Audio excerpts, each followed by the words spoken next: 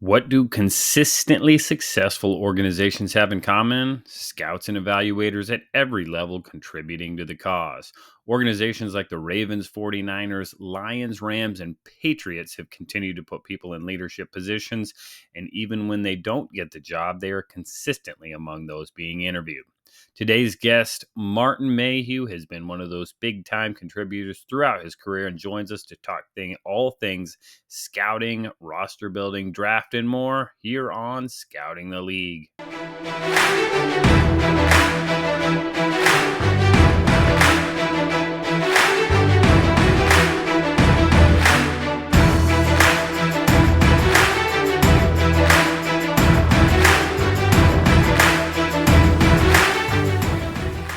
Everyone, and welcome to Scouting the League, a big-time guest today, and we will get to it quickly. Before we do, like and subscribe and share. We rely on your feedback in any way we can get it. Leave us comments, feedback, and subscribing. Those are the biggest ways you can continue to do that.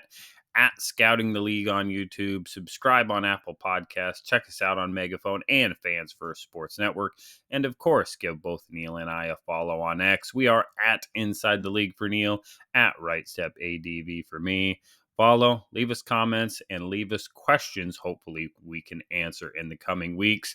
Before we jump in with Martin, scouts and aspiring scouts, make sure you go and get signed up for the scouting community. Scouts, for you, it is an exclusive scouts-only group with resources for salary and data information, mentorship, development, financial planning, and more. Get signed up today, and we will work together to provide you with everything you need in whatever way we can. For aspiring scouts, you can get signed up as well. Get started in April with a fun and informative call where you can get the inside track on all things in the scouting world. All of it is at thescoutingcommunity.com, the place to be if you are or want to be a scout. And to today's guest, truly needs no introduction, but I will set the table for him anyway. The 262nd pick of the Buffalo Bills in the 1988 draft. Yes, that is the 10th round. Went on to a 9-year playing career with the Bills, Redskins, and Buccaneers. It was into the front office, where he went back to where he had once played, spending time with the Redskins, Lions, Giants, and 49ers before getting back home with the Washington football team and the Washington Commanders. After spending 2024 as the senior personnel executive and advisor to the GM, Adam Peters in Washington, Martin is now officially retired. Well, Martin, welcome to the podcast. Thanks for having me. It is Are you, always... man, this is a busy time, Martin. Free agency, the draft right around the corner. Are you getting some withdrawal pangs right now? Like, why am I not getting phone calls? Why am I not doing stuff? Not hardly, man. I'm enjoying life and time with the family and all that stuff. Did some yoga today, so it's been good so far. I'm sure that when teams actually start playing football, I might be a little disappointed that I'm not a part of it. But right now, it's all good. So, Martin, you had a very interesting story. You had a lengthy playing career and then kind of moved into scouting from there. Tell us about that transition. And was that something you kind of always were thinking when you were playing, or did you consider coaching? Kind of give us that whole backstory. Well, I actually, during my time in Tampa was when I really started thinking about the front office. I started law school when I was here.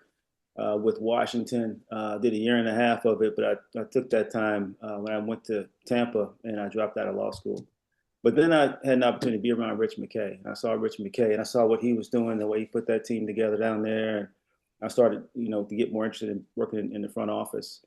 And at that time, my focus was primarily on, the legal side of the business, going back to law school, working, the legal side of it, contract negotiation, doing salary cap management and that kind of thing. So that's what my focus really was.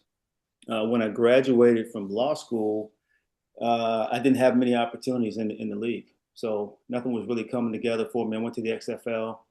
They had me more in an ops role and supporting our general counsel with some things, but I was doing a lot of planes, trains, automobiles, hotel reservations. I set up 2 training camps, one in Las Vegas and one in Orlando. We had 4 teams in Las Vegas, 4 teams in Orlando. And I did all that, set up the hotels, the buses, the whole deal, all the ops stuff. And it actually worked out. I was learning a lot on the job, on the spot. I had a couple guys working with me who had more experience, but it actually worked out really well because when Matt Millen called me and I was at the XFL, he wanted me to do ops for one team instead of 8 teams. So I was able to walk into that role, worked out really smoothly, handle all that stuff, and spent time there working on that for a couple of years. Then I got involved in the contract negotiation and ultimately got involved in the player evaluation aspect of it. So that's how it kind of all evolved over time. So it's Martin, interesting that your initial focus was more on the salaries and that kind of thing. Is that still something that kind of intrigues you, Martin? And the reason I ask is most players coming out of a playing career, they kind of want to go out and they really want to get a player evaluation, but that doesn't sound like that was your initial instinct. No, it wasn't really. It wasn't really, and I didn't know that it was going to become something that I was interested in. But as I'm sitting there doing contracts, going out watching practices, former player, just wanting to be closer to the game, wanting to sit and watch tape like I used to as a player, wanting to evaluate players, write reports. That started to happen when I was in Detroit. So the first 4 or 5 years I was there, I don't think I ever really spent a lot of time evaluating players. When I got the assistant GM job, that was when I started doing more player evaluation. Mm-hmm. Martin, you were with the original XFL when it was, I mean, the entertainment value was what they were pushing, take the boundary lines and he hate me and all the wild nicknames. And again, we think about it now and we laugh a little bit because again, Vince McMahon knew what entertainment was and he knew that piece. And again, now we're 25 years later and the entertainment value of the NFL, along with every other piece of football, were there any aspects of, again, what that initial iteration of the XFL was that you kind of see like, hey, they were a little bit ahead of their time, and hey, they were maybe a little bit too far ahead of their time, where it was just so far out there. It was still football to its core, but again, talk about kind of what you learned from that experience that you're kind of looking back now, like, man, they might have changed the way the game is played a little bit. Well, it was a great experience. Honestly, it really was a good experience for me working with the guys there that I worked with. I worked with a guy named Mike Keller, who was in charge of our football operations, and then Jerry Barty was our general counsel, who I worked very closely with. But yeah, I enjoyed my time there. I mean, I worked in the WWE building. That was where we were. So I get on the elevator. Triple H is on the elevator with me. So it was. I wasn't a huge wrestling fan, but I knew who some of those guys were, and it ended up being a great experience. Like I said, it trained me for my next opportunity. There's still some stuff like from the XFL, like some of the camera angles. The camera that we have. The NFL has this on the wire that you can see the huddle from above. All that is XF. That was in the XFL first. That's something the NFL took from the XFL. But yeah, I think the downfall of the early XFL was sort of over promising. It was going to be the most exciting, hardest hitting, all this, all the overselling. At the end of the day, these were all guys who weren't good enough to be in the NFL. So I think our ratings the first time were like through the roof.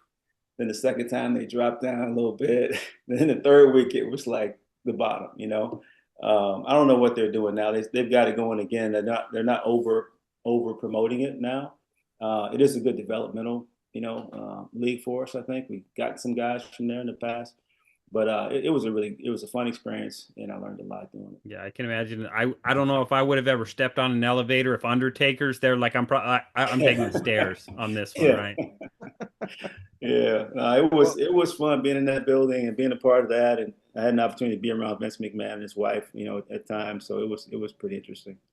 Martin, my memories of that year were that the media were they unfair? I thought they may have been a little unfair as far as the quality of the play there because it seemed like it was all about, oh my gosh, this is such bad football. I didn't get that sense when I watched. Did you feel like the quality of the game was there and that, obviously these are not NFL players, but at the same time, they're doing a pretty representative job of playing the game and they're not embarrassing themselves. And what was your take there? Yeah, no, I thought the product was good. I thought it was good football. It was along the similar level of watching some college football teams Mhm. play. Again, I think the disappointment came from all the hype.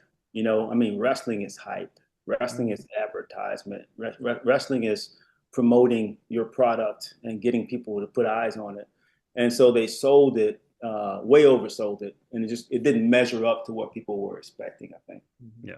Well, Mhm. I got to get my quick 2 cents because that's professional wrestling. There was the NCAA March Madness tournament, the real tournament this time of year this weekend. And as a diehard real, folk style college wrestling, that always lives up to the hype. So I just got to get that out there for all of you basketball lovers that are talking March Madness.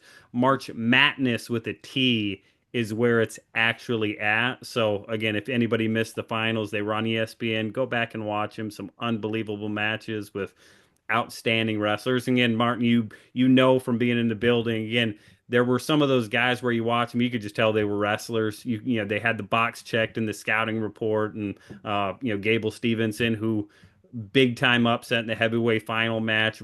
He was in camp with the Buffalo Bills this last year. Some incredible athletes, but again, I digress from the wrestling because again, I'll shoot and take anybody down that wants to go. So getting back to scouting, again, you go through kind of the ops side and start to get into the scouting, more the evaluation side. Talk about kind of the steps you took there, and again, how you kind of dabbled back and forth until you kind of really found your role or developed on both sides. Yeah, well, I mean, I learned a lot from guys that I work with. Scott McEwen was our college director. He did a great job for us there. Matt Millen is a really good personnel evaluator. I know people probably look at our record and think that he didn't do a good job at that, but he was outstanding in terms of understanding the game, understanding nuances of the game, knowing both sides of the ball as a middle linebacker. He and I are former teammates. We played together in Washington, and still a good friend. I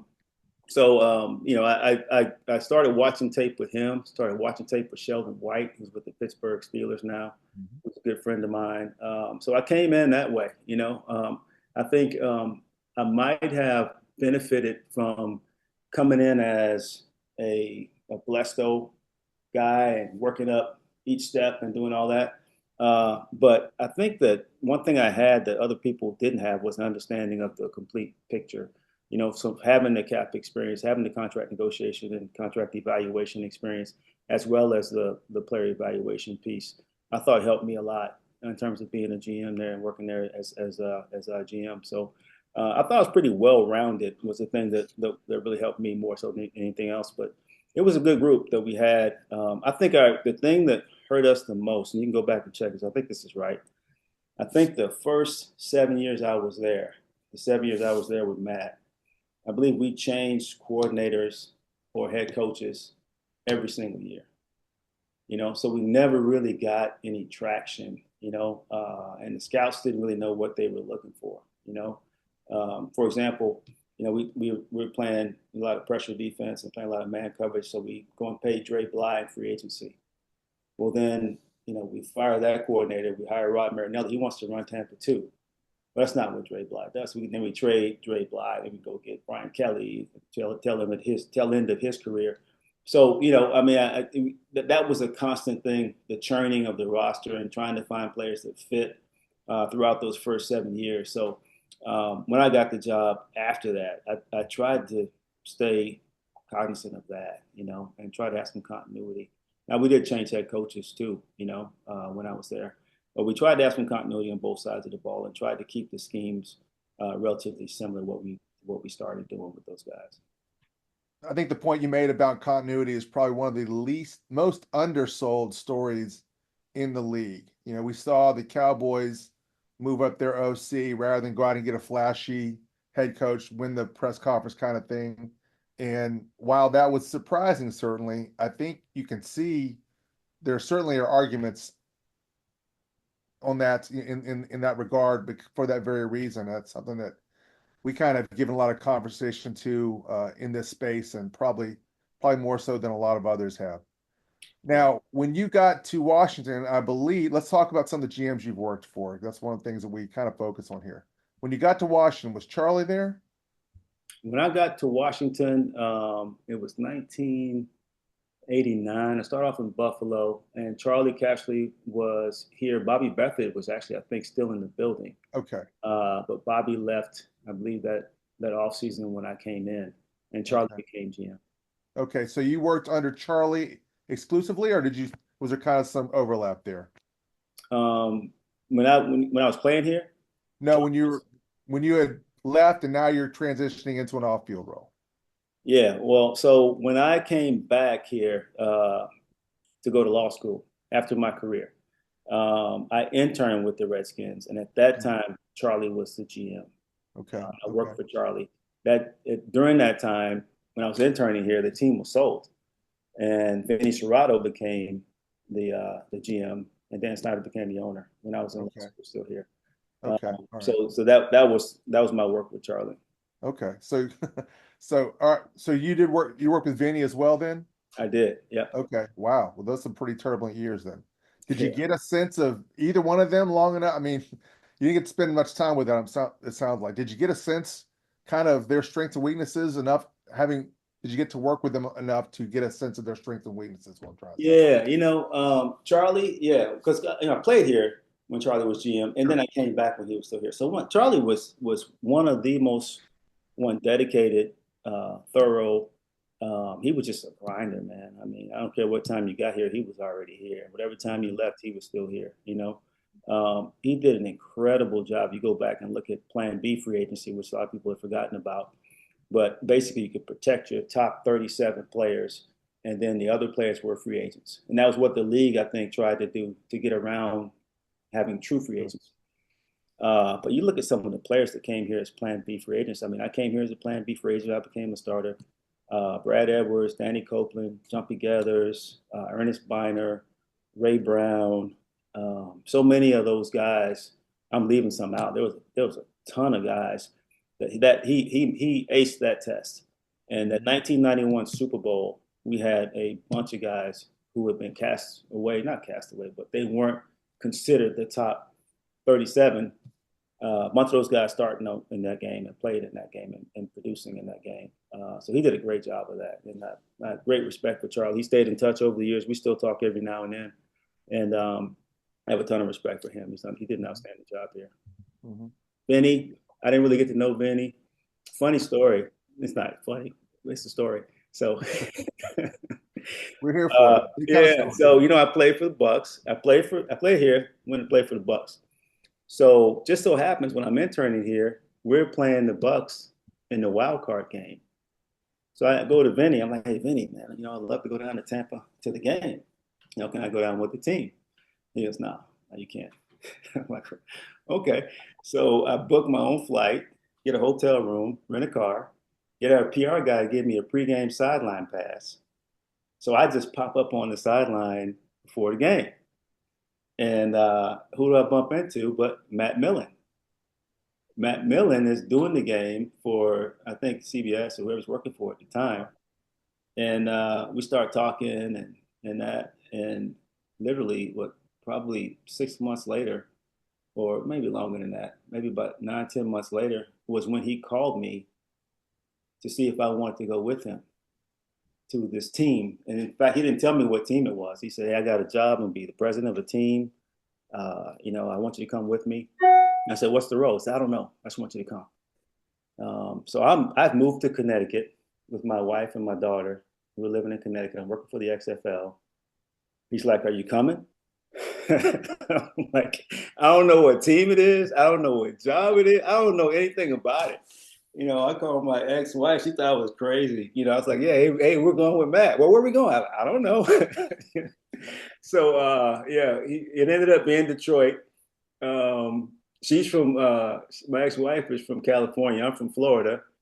So it wasn't like the ideal spot for us in our mind at the time. But it ended up working out great, man. It was great to work with him. And we ended up putting down some roots there.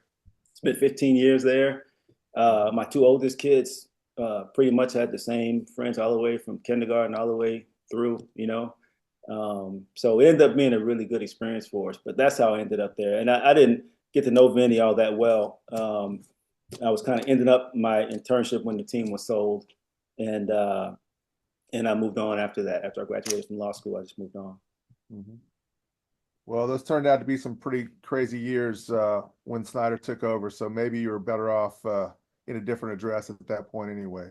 Thanks. So, So we don't talk about the Giants much when we talk about Martin Mayhew, but you did spend some time in New York working for Jerry Reese, hmm a very accomplished man. What was that like? What was Jerry like? Jerry's awesome, man. Jerry and I got to be friends. We both were in Blesto. I was GM in Detroit. He was GM in New York, obviously, and we got to be friends through that process. I got let go mid-season 2015, and I met up with Jerry at the Senior Bowl, and he said, "Hey, we're probably gonna go a different direction. We're gonna go probably younger guy or something like that, and we're gonna do that." I was like, "Okay, fine, Jerry." He calls me back a couple of weeks later, and they decided to hire me to help out. So I helped Kevin Abrams out. I actually was working with Kevin under Kevin and primarily doing more contract stuff and salary cap work. Did some evaluations, but I was really more focused on working supporting Kevin. That was a great experience, great organization, top to bottom, ownership all the way down to the receptionist. I mean, it was. I really enjoyed working there. I was living in Jersey, um, and was there for a whole season. One season at 2017, no 16, and we went to the playoffs that year. We lost in the first round, but it was great working with Kevin, great working with Jerry. One of the best evaluators I've ever been around. I mean, this guy, I mean, he can put a tape on, put two or three tapes on, and sit down and talk to you. He'll give you chapter and verse on the guy in comparisons of who this guy is like, who he reminds him of. And you can go back, 10 years and basically give you his report verbatim from 10 years ago that he wrote about this other guy who reminds him of the guy who we're watching now. I'm surprised. I can't believe he's not in the league somewhere. He would be a tremendous asset, I think, to somebody in this league, young GM, just to have a veteran like him around. Maybe he hadn't found the right opportunity or something like that, but I'm really surprised he's not. Nobody's reached out to him. Guy won 2 championships. Like I said, just did an incredible job there with the Giants, I thought. I was under the impression that Jerry kind of was semi-retired, but I could be wrong about that. I thought that was more kind of Yeah. by his choice, but I don't know hmm Jerry personally, so I don't know. Yeah, yeah. But, even if he is, I mean, I forget what year they let him go, but I know for a while in there, he wanted to get back in. And for whatever reason, it just didn't, it wasn't happening for him. It just was, for me, I mean, I thought he was a tremendous, I think he's done some stuff with the league lately. So maybe that's what he's doing now. But yeah, he's one of the best guys I've been around, really, as far as evaluation, the way the organization was set up. He did an outstanding job there, I thought. Okay, so from New York, you transitioned to San Francisco and worked with John Lynch some. Tell us a little bit about how that kind of took place. Yeah, well, I got a call from John, um, kind of like the call from Matt. You know, both guys, coming from TV, going to BGMs. John and I were former teammates down in Tampa together. Both of our wives at the time went to USC. So they became good friends. So he and I were same secondary. We kind of hung out together and enjoyed spending time with him when we were teammates. And so he called me. At least this time he told me where it was, where we were going. It was really exciting just to have an opportunity to work with him. I have so much respect for him as a person, and also as a football guy. So just the opportunity to come and support him and what he was doing was really a blessing for me. I was out there with him for 4 years, and I really enjoyed those years out there, trying to help him build it the right way. So yeah, so he called. I went to Jerry and said, "Look, I'd love to go help John. Anything I do to help him." Jerry understood, and Jerry let me out of my contract and let me go. So I'm thankful for that. But I had a great time out in San Francisco. Really enjoyed working with him. We go to a Super Bowl. I think it was my third year there. We went to the Super Bowl. We up 10 points in the fourth quarter. And we couldn't reel it in. But I had a great experience out there and enjoyed it a lot. Martin, so Yeah. yourself, John Lynch, Matt Millen, all former players that end up in that GMC. We're seeing it more and more in the scouting ranks where you're going from player to, spending a year or two kind of scouting assistant, working your way up. what advantages or what traits, again, other than knowing football, do some of these guys, and on the other side, what obstacles do, again, I'm a former player, I know a bunch of ball, I just can go on the road and scout. Now talk about kind of that path that we're seeing more and more people take into the front office of football. Yeah, well, the obvious advantages, you got that 10,000 hours of watching tape, of studying guys. And obviously, me as a defensive back, I'm feeling like I know receivers, I know receivers, I know skill positions, I know running backs. I can evaluate other corners, safeties, probably a lot better than I can do defensive line from the jump when I first started doing it. But the players that you see making these moves now, you see a lot more head coaches too. I think, college football and pro football, as former players. A lot of them, they've already got a lot of time that they put in terms of evaluating. Now they're evaluating to go play a game, but they're looking at what they're capable of and what they're not capable of. They're looking at how consistent guys are in their play. And they're picking up some nuances of the game just from playing it, from being around it. So I think that's one of the benefits that you have. In terms of negatives, I think there still is sort of a school of thought among some people that they want a career coach. The guy that's grinded. It was a GA at Arkansas State, and then he went to Louisville, and then he worked his way all the way up. And I think there is sort of a vibe, from some of the business people that is the path. But I think you're going to see a lot more players, making those moves, and you're seeing it already with a lot of guys that are showing up as head coaches now that have experience as players. Mm-hmm. Mm-hmm. Now, the role of scout, I think, has changed significantly from when you were in Detroit, even to when you spent your last year in Washington. How would you compare expectations for scouts when you were in Detroit versus expectations for scouts today? And when I say scouts, I mean your classic era scouts, your road guys that are grinders, are out there and making all the school visits. Has that changed? And if so, how has it? Yeah, I don't think it's changed dramatically. I think you have a lot more, um, I guess, outside information that is available now. Whether you're talking about, analytics data, PFF, all those, different resources that are available now that weren't available in the past. It certainly has gotten a lot, um, I guess I'll say easier, to evaluate now in terms of just the mechanics of it. I mean, go back to 2003, 2004, even up to probably 2010 or 12. You're looking at beta tapes. You're going into a closet and you're trying to find the tape, the preseason game that this guy played in. Oh, he played, 20 snaps in this game. You go get that game and you put that in the beta machine, and then you got to go find those 20 snaps that the guy played in the preseason. So it was a lot more labor intensive, back then. And now I can go get on PFF and hit preseason, versus Bears, boom, all 20 snaps are right there for me to look at right now. So it's certainly from a mechanic standpoint, there's been a lot of changes, I think, for the better. But I do think there's a lot more data and a lot more information, and you can get some information overload. You can have conviction on something, and then all of a sudden, you know, uh, somebody PFF or one of these analytics sites, comes out and says, no, this guy doesn't have great spatial awareness. Oh shoot, let me go back and look at some more tape. I didn't see that. Let me see if I see this guy didn't have spatial awareness. So there's a lot more data out there. And I think the people that are really good have a way of breaking that down and figuring out what's important and what's not really that important and getting to the right answer.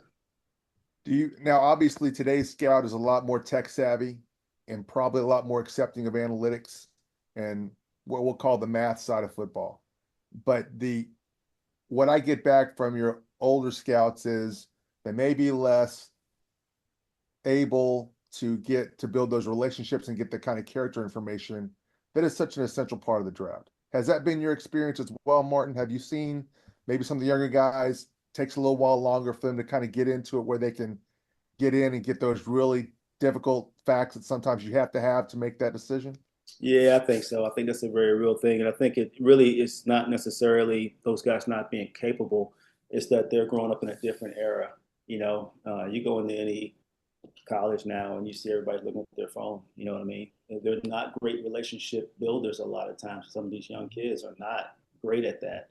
Whereas, I've been around some older scouts, or some of the most fun guys to be around. They immediately people gravitate to them. They can strike up a conversation. They can, and they become friends with everybody.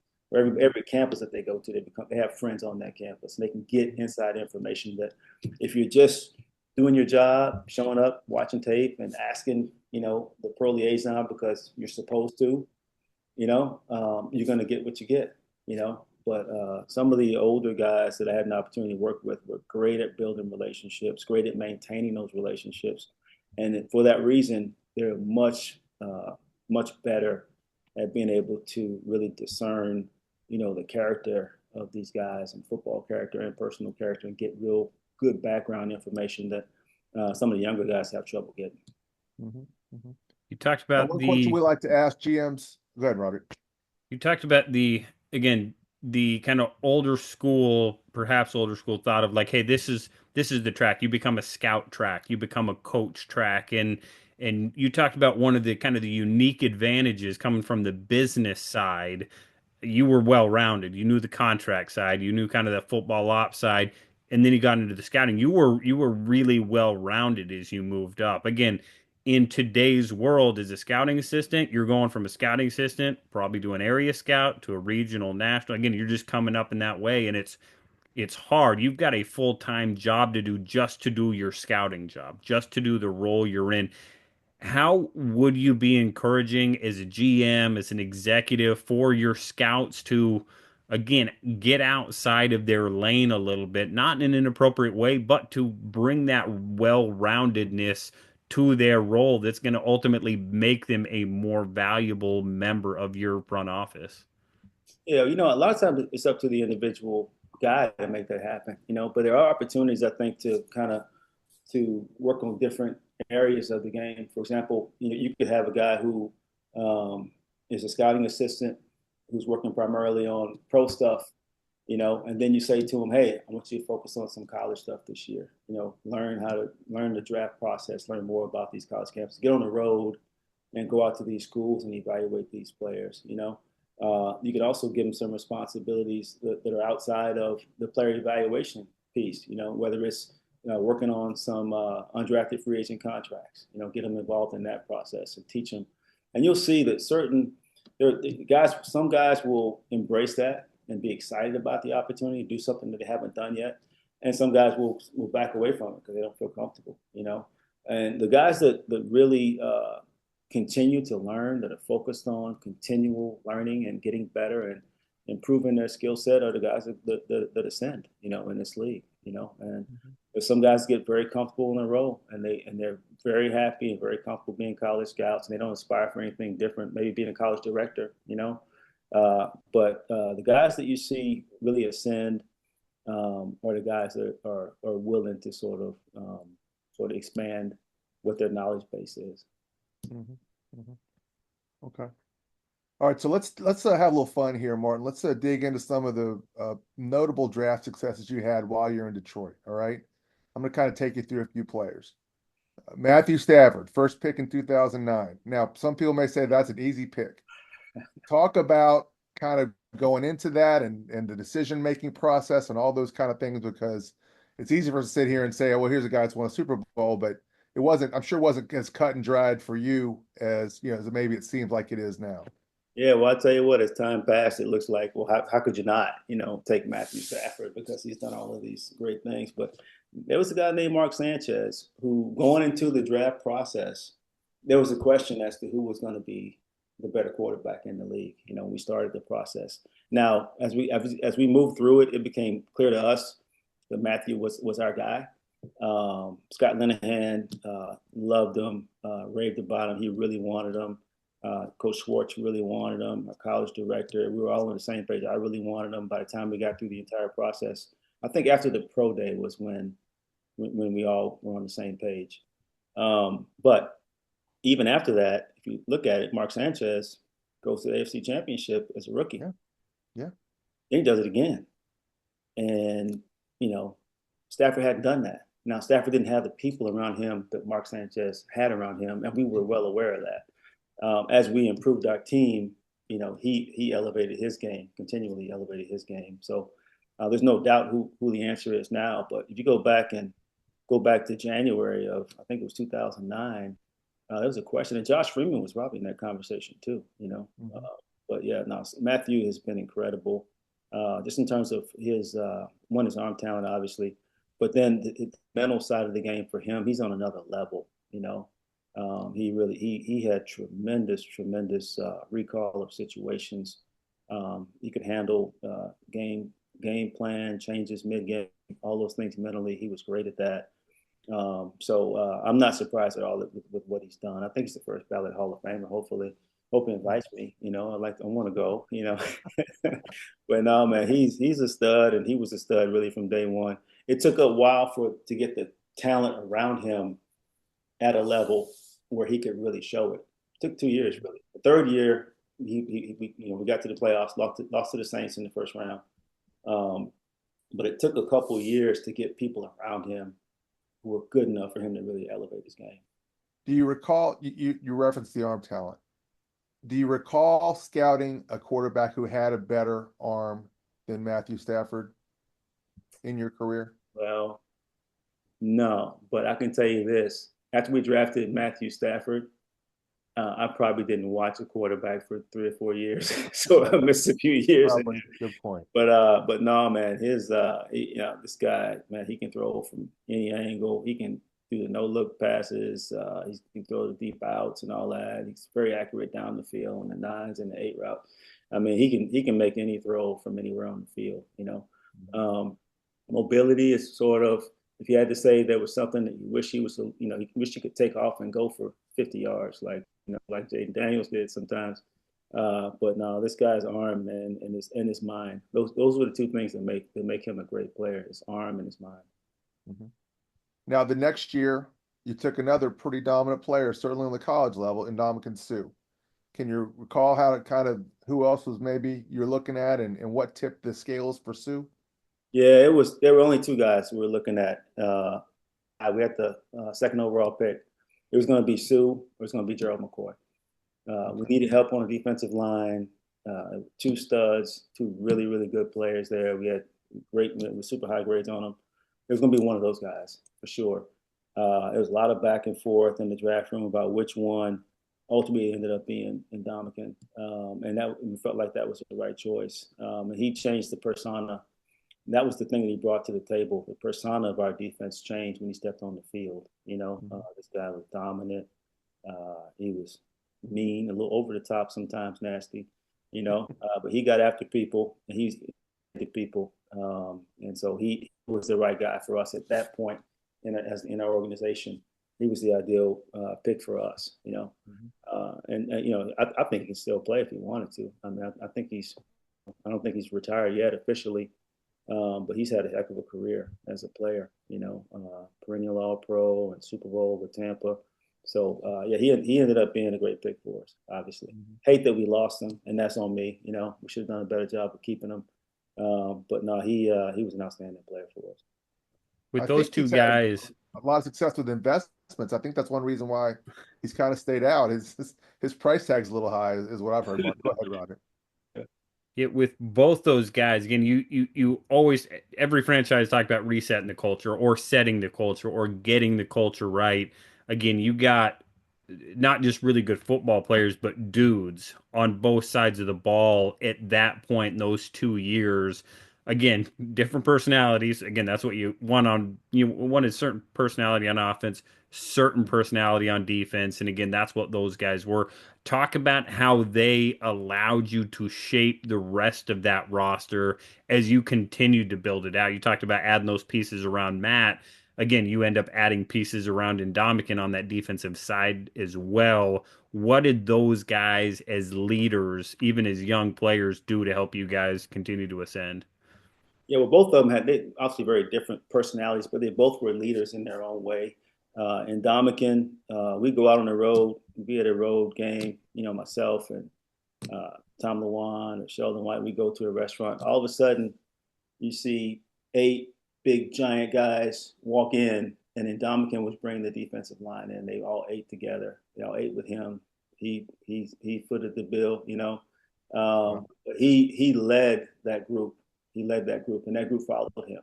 And he was instrumental, I think, in the development of Ziggy Ansah. If you remember Ziggy, Ziggy was a guy that I think he described himself in college as a delicate flower. So, but he was a guy with great size, great athleticism, but he wasn't that dog. And I think Indomitian got some of that dog out of him, helped him develop into a great player. Yeah, Uh, track runner that had to learn how to play football, right? exactly. I mean, and that was, I think he had one really decent year. I think Yeah. it's Yeah. 4.5 sacks his senior year. But yeah, he and Dominican brought a lot of guys along and toughened some guys up, and he led that group. He led that group definitely. And Matthew was the same way on offense. He wasn't quite as vocal, I don't think, but when it came time to lace him up, get on the field, and go out there and do it, he was a leader. He was a leader from that aspect. Well, let's dig a little bit more into Ansah because that was a really fascinating story. Here's a guy that I mean, I don't think he was on national or Blesto going into his senior year. I don't know that he was a full-time starter until maybe the second half of the year. Correct me if I'm wrong there. Yeah. But the tools were unbelievable and the upside. Was there any sense of we hope this guy is going to develop into a player, but we don't have the 4 years of just being a wrecking ball that we'd like to have? I mean, were there tension points there? Yeah, that was the big concern. I'll tell you the thing that really won us over on him and another guy too in that same draft. Uh, we were coming off a bad year. We had the opportunity to coach the Senior Bowl. Ziggy was on our Senior Bowl roster, and so was Larry Warford, who we took in the third round that same year. And that I don't think we would have taken Ziggy if we didn't have the opportunity to coach him for a week. Our coaches were really impressed with the improvement that they saw during the course of those practices during that week, how we took to the techniques. We had Chris Kosaric at that time. We had Jim Washburn, who's one of the best old school D-line coaches in the league. Both those guys, they fell in love with Ziggy, and they wanted Ziggy when they saw how much he improved, just his hand use and things they were teaching him, how quickly he adapted and picked those things up. And Larry Warford, same deal. He was, kind of didn't have a great looking body, Kentucky, just not really a great, we didn't have a great feel for him until we actually coached him in that game. And then once we did that, both of those guys moved up dramatically in our draft process. The other thing was Ziggy, you could see on tape when you watched him from the beginning of that senior year when he was rotating, coming in and out. And then as the year went on, that senior year, you also saw the improvement and how much he was able to be more productive down the stretch as he was learning, getting a better feel for the game. So both of those guys were really good picks for us and did well for us. But I think the Senior Bowl was a critical part of us being comfortable making those picks. Mm-hmm. Now, Darius Slay, you took in the second round that year with the 36th pick. You talked about Zeke. Larry was your third rounder. Darius Slay played a lot of years in the NFL as well. Kind of what was the process of kind of saying, this is the guy we're going to take early in the second round? Yeah, well, they had two corners there. We love both of them. Jonathan Banks was the other kid they had, Mississippi State. But Slay was a faster guy. He was faster. I don't know if he was more athletic. Both of them were about the same size, height, and all that. But we just saw, we felt like Banks was more finished product, and Darius had more upside, Mhm. and a little bit more juice. So we ended up taking him. He ended up being a heck of a good pick for us. I'm surprised that they didn't keep him there. And how he got to Philly. But yeah, both that was a good draft for us, obviously, with those guys that we took. And Slade's one of my favorite guys. Because I had the opportunity to watch him develop and grow as a pro. We had a guy named Rasheem Mathis. I don't remember that name. Mhm. We got him at the very, very tail end of his career. And I can't say enough about what a good job he did being a sort of a mentor and a big brother for Darius. I think Darius would have been good either way, but I really think that a lot of his development was listening to Rasheem and Rasheem coaching him up. And I see Rasheem pull him aside and talk to him. And you can't say enough about that. When you get the right core guys, veteran guys, and you draft guys into your ecosystem, and you've got that leadership and those trusted veterans who are going to bring those guys along. It helps you to develop players. That's the other part of draft process. People talk about we drafted this guy, he didn't do anything. Well, did we develop that guy? Was he developed? Was he able? Was he put in an environment to improve? And that's what you want to do. You want to have those kinds of players around, to help your young guys to develop. Now, in 2015, you took a player in the sixth round who you obviously did develop, Quandre Diggs, another cornerback. What was the key there? Was he a player that you felt like had that kind of upside that could turn into the player that he did, or did he surprise you as well? Yeah, sixth round, man. You almost sometimes you're throwing darts, almost. You know what I mean? And you've seen draft boards. You get down to sixth round, and there's a smattering of different guys that are up there, and then you get the whole bunch of guys, and there's a whole bunch of names, and they're all the cards are right across the board. He was up there somewhere, but the hard part was trying to figure out where he fit because he wasn't laser, he wasn't super fast, he wasn't super big. Again, I think he caught my eye and he caught Tony Oden's eye at the Senior Bowl. We weren't coaching it, but he was at the Senior Bowl. And I remember being in that room and we had to pick and we were talking about those guys. And, it was all like, there's some flaw. When you're in the sixth round, the guys that are sticking up, there's something. It could be a tight end, who's a good blocker, but he can't separate. He can't get open. It could be a receiver, but he's not that fast. But he had great production in college, but he's not. You wonder about his speed. There's something wrong with all of them, and we were having a hard time picking somebody. Literally having a hard time picking somebody. And I asked Tony um, about about him, and Tony was excited about him. Tony was excited about him. Felt like he opportunity where where you play him. Uh, we ended up starting him off at nickel. I think playing him inside. He ended up playing safety later in his career. He had great bloodlines. Quentin Jammer's half brother. So he had the right mentality, the right attitude. He came in totally focused on making the team and contributing. I thought at minimum, based off what I saw at the Senior Bowl, we're going to get a good special teams player at minimum. And then maybe you get something else. But he ended up being a great pick for us. Picking that late and coming in, starting to make the Pro Bowl. He's had a great career. I think he played last year with somebody at Tennessee last year, maybe. I think. So No, yeah, that was a good pick. That was a good pick. I wasn't great in the sixth round, but that was a good pick for us.